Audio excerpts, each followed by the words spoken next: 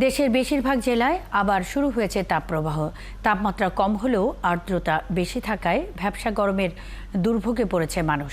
বরিশালে গত রাত থেকে শুরু হয় নিম্ন তাপপ্রবাহ। বৃহস্পতিবার সকাল ৯টায় তাপমাত্রা ৩৩.২ ডিগ্রি সেলসিয়াস রেকর্ড করা হলেও ৬৮% আর্দ্রতার কারণে অসহনীয় হয়ে উঠেছে গরম। এতে সবচেয়ে বেশি বিপাকে পড়েন পায়ে হেঁটে অফিসগামী ও রাস্তায় কাজ করা শ্রমজীবী মানুষ।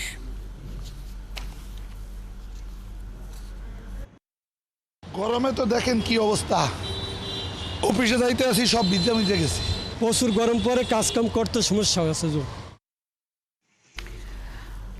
পটুয়াখালীর কলাপাড়ায় সকাল ৯টায় তাপমাত্রা রেকর্ড হয়েছে ৩৬.৬ ডিগ্রি সেলসিয়াস।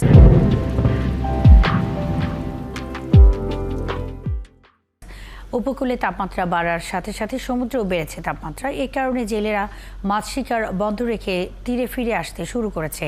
এ কারণে কলাপাড়ার মৎস্য বন্দর ও প্রধান বাজারগুলোতে মাছের সংকট দেখা দিয়েছে। কৃষি জমি সংলগ্ন খাল ও পুকুর শুকিয়ে যাওয়ায় বিলম্বিত হচ্ছে গ্রীষ্মকালীন সবজির চাষাবাদ। রাঙামাটিতে গত ৩ দিন ধরে তাপপ্রবাহে অস্থির হয়ে পড়েছে জনজীবন। তীব্র গরমে প্রয়োজন ছাড়া বাড়ি থেকে বের হচ্ছে না মানুষ। এতে শহরে যানবাহন চলাচল কমে গেছে। তবে বিপাকে পড়েছেন শ্রমজীবী মানুষ। রোদ গরমের মাঝেই কাজের জন্য বের হচ্ছেন তারা। পথচারী ও খোলা আকাশের নিচে কাজ করা শ্রমিকরা ক্লান্তি দূর করতে ভিড় করছেন ভ্রাম্যমাণ শরবতের দোকানে।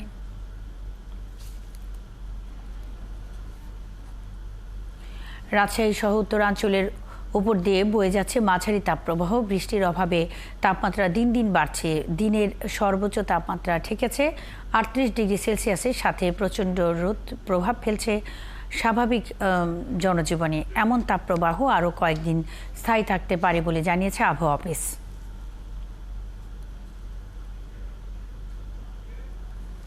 নীলফামারীতে বইছে মৃদু তাপপ্রবাহ। গত ৩ দিন ধরে এখানে তাপমাত্রা বিরাজ করছে ৩৮ ডিগ্রি সেলসিয়াসের ওপরে। আজ সকাল ৯টায় তাপমাত্রা ২৬ ডিগ্রি সেলসিয়াস রেকর্ড করা হলেও মাত্র ৩ ঘন্টার ব্যবধানে সকাল ১১টায় তা দাঁড়ায় ৩৭.৫ ডিগ্রিতে। প্রচণ্ড রোদ আর ভ্যাপসা গরমের সাথে বিদ্যুতের লোডশেডিংয়ে বিপর্যস্ত হয়ে পড়েছে জনজীবন। এরকম রোদে আমাকে ধান কাটতে মনে করো পানি পিপাসা লাগতেছে, খুবই গরম লাগতেছে। ২-৪ টাকা কাটিয়ে আমরা ছেয়া যাবার লাগেছে। বাসাও থাকতে পারতেছি না, কাজের প্রয়োজনে বাইরে বের হতে হচ্ছে।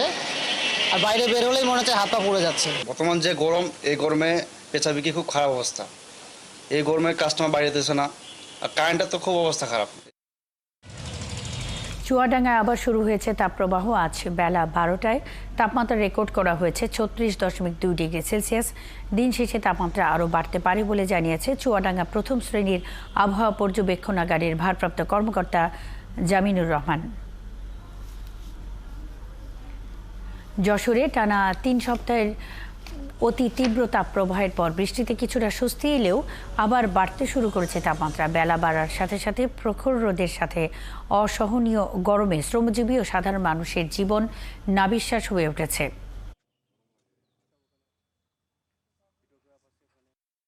আমাদের যশোরের সর্বকালের শ্রেষ্ঠ গরম আমরা উপলব্ধি করেছি, যে গরমে অনেকেই অসুস্থ হয়ে পড়েছে। সপ্তাহখানি মতো আমাদের আবহাওয়া একটু শীতল ছিল, আমরা খুব আরামে ছিলাম। কিন্তু আবার এই ৩-৪ দিন হচ্ছে আবার তাপমাত্রার পরিমাণটা বেশি।